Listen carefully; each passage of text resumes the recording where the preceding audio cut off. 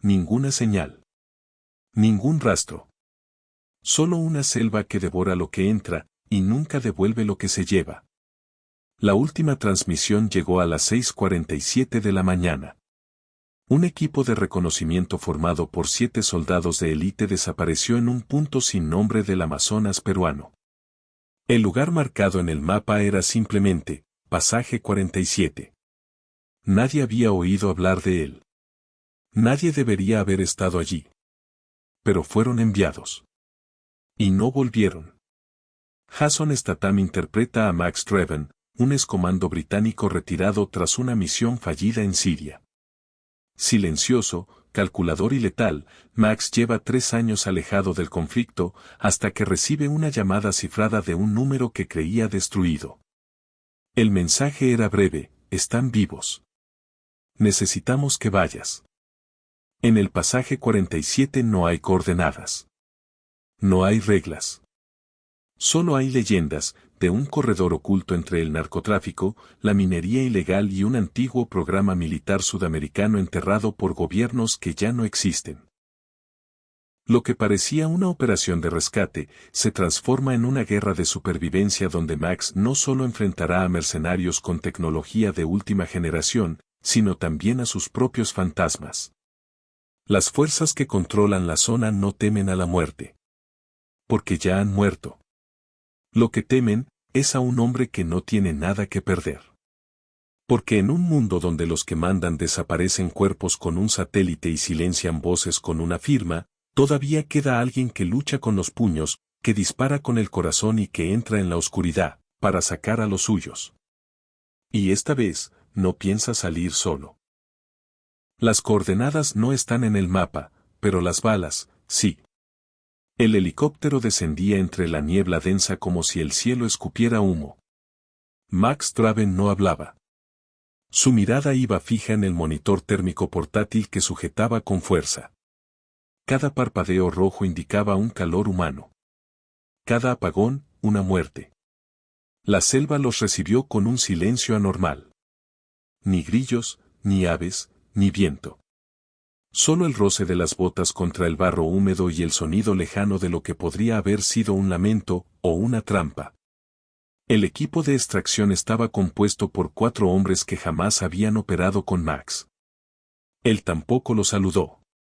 Aquí no había tiempo para la cortesía. Había algo más urgente que los códigos militares: encontrar a los desaparecidos, o al menos sus cuerpos. Aquí Bravo 1. Punto de inserción completado. Iniciamos patrón de búsqueda sectorial.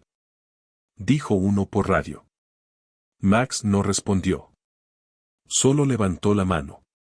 Frente a ellos, una antigua instalación metálica cubierta por vegetación.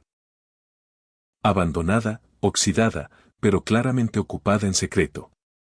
Alguien había movido cosas. Huellas frescas. Restos de envoltorios de raciones militares con fechas recientes.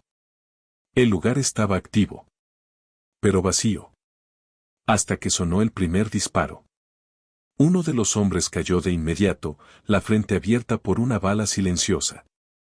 Max no gritó. Se giró y empujó al resto hacia una zanja natural. Fuego cruzado desde los árboles. Visores térmicos alterados. Las firmas de calor eran falsas. Las habían manipulado. Nos estaban esperando, pensó. Táctica de cebo térmico. Disparen solo si ven los ojos. Rugió. Draven sacó su cuchillo y desapareció entre la maleza. En segundos, emergió detrás del enemigo. No eran guerrilleros comunes. Llevaban equipamiento táctico estadounidense, pero hablaban portugués. Mercenarios. Bien entrenados. Peor aún, financiados. El combate duró 3 minutos.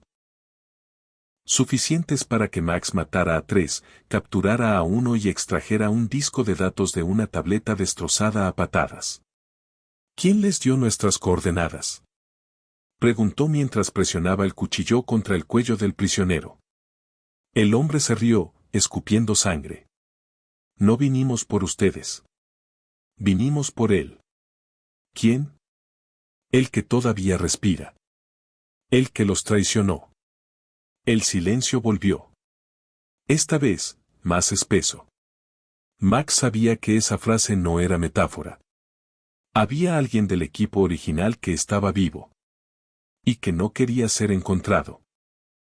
Algunos secretos no se entierran, te entierran a ti.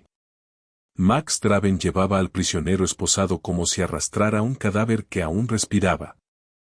El hombre apenas podía caminar, no tanto por las heridas, sino por el terror. A cada paso, sus ojos miraban hacia los árboles, como si temiera algo más que al cuchillo de Max. ¿Qué hay más adelante?, preguntó Max, sin detenerse. Nada. Solo raíces y muerte. Pero no era cierto. La selva dio paso a una zona de tierra más seca. Entre raíces gruesas como serpientes muertas y maleza desplazada, apareció una escotilla metálica semienterrada. No figuraba en ningún mapa satelital. Max la abrió con esfuerzo, revelando una escalera oxidada que descendía a la oscuridad. «Vamos», ordenó. Al descender, el aire cambió. Ya no era húmedo ni cálido, sino artificial, filtrado. Las paredes de concreto estaban marcadas con números y letras en inglés. Instalaciones militares. Tecnología gringa en tierra amazónica. El sello de operaciones encubiertas. Bajaron 3 niveles hasta llegar a una compuerta electrónica, aún activa. Código, dijo Max. El prisionero dudó. Me matarán si lo digo. Y yo si no lo haces. El código fue ingresado. Las puertas se abrieron con un sonido lento, chirriante. Al otro lado, un corredor iluminado por luces de emergencia rojas. Cuerpos. 5. Todos con disparos precisos a la cabeza. Soldados. Del equipo desaparecido. Max se agachó, revisó uno de los cascos. El visor estaba encendido, grabando. Presionó play. En la pantalla apareció un rostro conocido, el teniente Cross, líder del escuadrón perdido. A su lado, una figura más oscura, con el rostro cubierto. Pero la voz era clara. Ya no respondemos a ningún gobierno. Esta operación ha sido vendida. El pasaje 47 es ahora un activo privado. Quien lo cuestione, muere. Max sintió como el suelo bajo sus botas parecía desaparecer. No era una simple misión. Era una venta de soberanía. Un punto geopolítico oculto, cedido al mejor postor. Y su gente había sido sacrificada para ocultarlo. Un sonido metálico interrumpió el pensamiento. De pronto, todas las luces se apagaron. Solo el rojo de la alarma de movimiento se encendió. «Tenemos compañía», murmuró Max, desenfundando su pistola. El prisionero intentó correr. Una ráfaga lo derribó. Desde la oscuridad, una figura con traje exoesquelético emergió como un depredador blindado. No disparó. Solo habló. «Draven, te esperaba». La compuerta se cerró detrás de él. Y el eco, una vez más, fue lo único que respondió. No todos los traidores huyen, algunos se quedan para borrar lo que fuiste. El exoesqueleto no disparó. Pero tampoco dejó opción para el diálogo. En un movimiento brutal, embistió contra Max, lanzándolo contra un muro metálico. El impacto fue como recibir una patada de acero en el pecho. Draven rodó por el suelo, aturdido, pero no desarmado. Activó su cuchillo táctico y lo arrojó directo a la articulación hidráulica del enemigo. El chasquido fue certero. La pierna del atacante cedió, y Max aprovechó el instante para disparar 3 veces.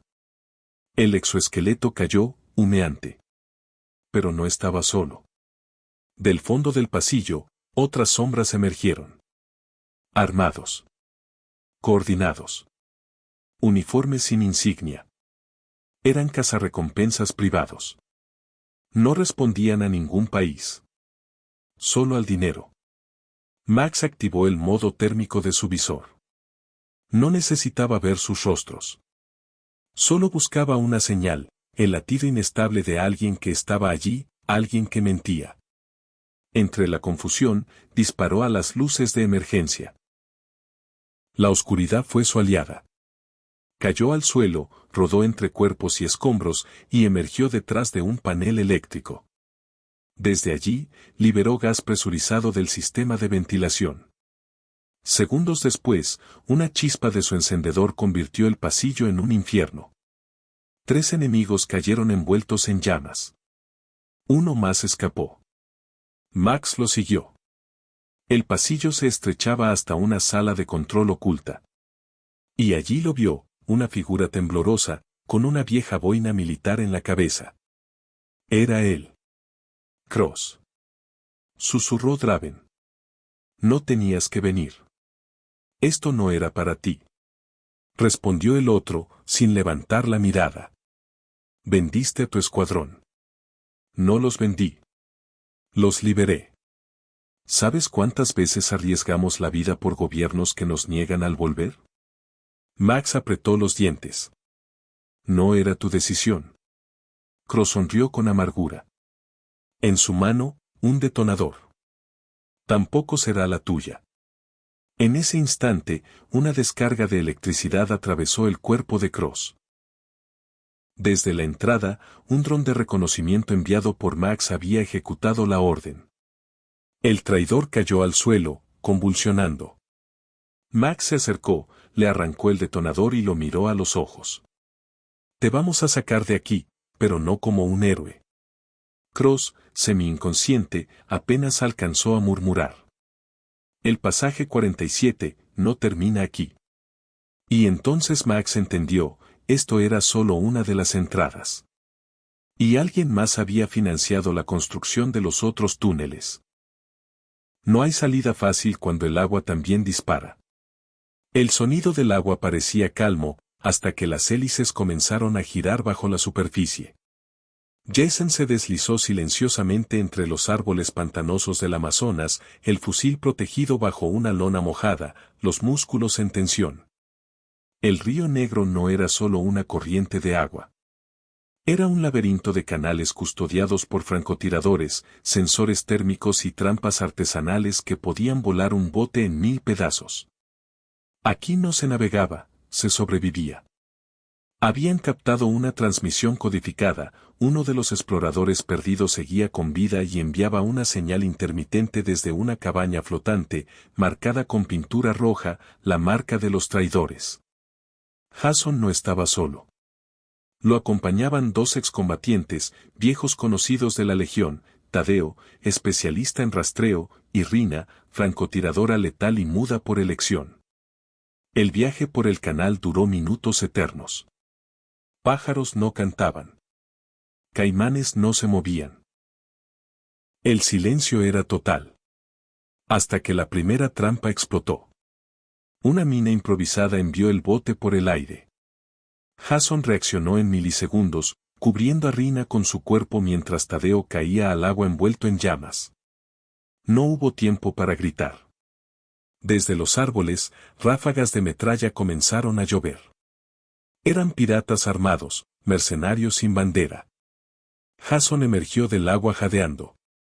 Usó el cadáver de un enemigo como escudo y disparó desde atrás.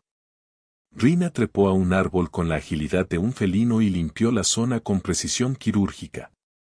En menos de 3 minutos, el ruido volvió a ser solo agua. Pero el tiempo era enemigo. Jason se acercó a la cabaña marcada. Dentro, encontró un cuerpo atado a una silla, vivo, apenas respirando. Era Teniente Cruz, uno de los desaparecidos. Tenía el rostro quemado y los ojos vendados. Fueron los nuestros, susurró. Nos vendieron al mejor postor. Jason rompió las cuerdas y cargó su cuerpo. Pero al salir, escuchó el zumbido. No de insectos, sino de un dron.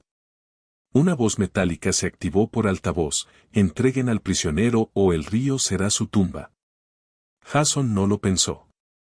Disparó al dron antes de que pudiera fijar objetivo. El proyectil lo alcanzó de lleno. El dron cayó. Pero ya era tarde. Un segundo enjambre se aproximaba, junto a una lancha artillada de alta velocidad. Jason no tenía munición. Solo una decisión, lanzarse al río con Cruz o morir ahí mismo. Se tiró. La oscuridad del agua lo tragó, pero el eco de las hélices se mezcló con otro sonido, el rugido de un helicóptero de extracción. ¡Ayuda! Alguien más los estaba siguiendo, desde el cielo y desde abajo. Y lo que quedaba claro era esto. El pasaje 47 no solo estaba oculto en tierra. También tenía entradas bajo el agua. A veces, el mayor estruendo proviene de lo que no se dice. La noche había caído sobre el campamento oculto como un manto húmedo y denso. Jason, con el cuerpo cubierto de barro seco y los ojos inyectados en sangre, se deslizaba por el perímetro como una sombra entrenada. El terreno era hostil, minas ocultas, guardias despiertos, sensores térmicos. Pero lo que más preocupaba a Jason no era el arsenal enemigo, sino la figura que dirigía todo desde dentro, el general Darío Montenegro. Un antiguo coronel convertido en traficante de secretos y vidas, Montenegro era una leyenda oscura en los círculos de operaciones encubiertas. Nadie lo había visto en años. Algunos decían que estaba muerto, otros, que era un mito. Jason sabía la verdad, el hombre seguía vivo y hablaba a través del miedo. Desde un punto de observación improvisado entre los escombros, Jason divisó un pequeño edificio con señales de blindaje especial. Era allí. El corazón del campamento. El nido del cuervo. Pero el camino no era recto. Antes de llegar, debía atravesar la zona de castigo, un corredor de barrotes y vigilancia extrema donde los prisioneros capturados eran reeducados. En su avance, Jason encontró a uno de los miembros desaparecidos del equipo Alpha 9, Morales. Estaba encadenado, irreconocible. Cuando Jason trató de liberarlo, Morales apenas logró susurrar. El general sabe que estás aquí. No era una advertencia. Era una trampa en curso. Jason lo entendió tarde. Una sirena cortó el silencio. Las torretas automáticas se activaron. El terreno, que antes parecía dormido, ahora rugía con balas, órdenes gritadas en portugués y pasos pesados. Jason no huyó. Usó la confusión como cobertura. Lanzó 2 granadas de humo, se deslizó bajo un convoy detenido y alcanzó una zona ciega del complejo. Las cámaras no lo seguían ahí. Solo el eco de los gritos detrás y los pasos suaves delante. En una pequeña sala iluminada por pantallas térmicas, Jason finalmente lo vio. El general Montenegro, vestido con uniforme militar sin insignias, fumando en silencio. No levantó la vista. Solo dijo: «Te esperaba hace tiempo, soldado». El silencio que siguió pesó más que cualquier explosión. Jason no respondió.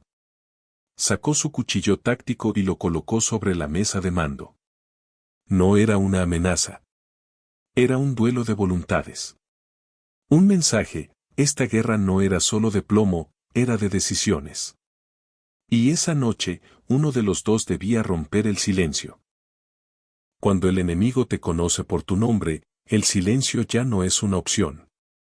Jason avanzaba entre la niebla espesa de la madrugada, el fusil en alto y los sentidos al borde del colapso. Quedaban pocas balas. Menos aliados. Y ningún margen de error. La última coordenada del dron revelaba una instalación subterránea al borde del río Sombra, un sitio que no figuraba en ningún mapa, ni siquiera en los informes clasificados de inteligencia. Al llegar, el silencio era tan pesado que dolía. Había cuerpos, sí, pero también algo más: cámaras encendidas, micrófonos activos y un olor a pólvora reciente. El enemigo lo esperaba. Del interior surgió un eco, una voz distorsionada que mencionaba su nombre de pila. Nadie allí lo conocía como Jason. Solo sus superiores. O su traidor.